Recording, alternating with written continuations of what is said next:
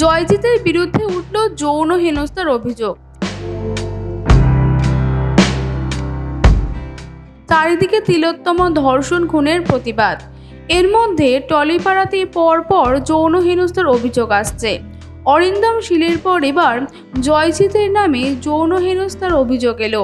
এক মডেল অভিনেত্রী এক সংবাদ মাধ্যমের কাছে নাকি তথ্য প্রমাণ দিয়ে অভিনেতার বিরুদ্ধে মিথ্যে আশ্বাস দিয়ে সহবাসের অভিযোগ এনেছেন তিনি।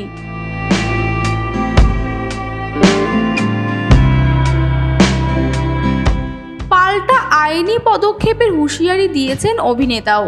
এর আগে অভিনেত্রীর অভিযোগ করেছিলেন জয়জিৎ মেসেঞ্জারের মাধ্যমে তার সাথে খারাপ ভাষায় কথা বলেছেন।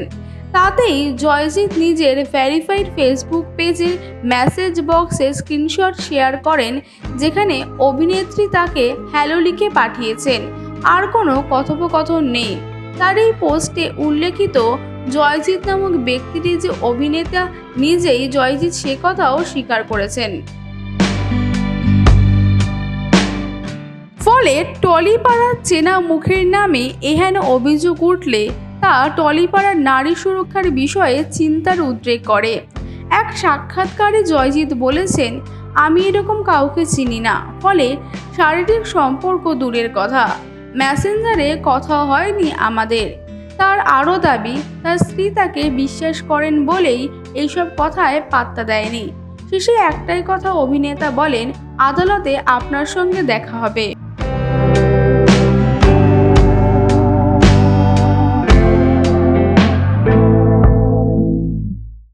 ওয়াইজ নিউজ, খবরের সত্যাসত্য 24 ঘন্টা।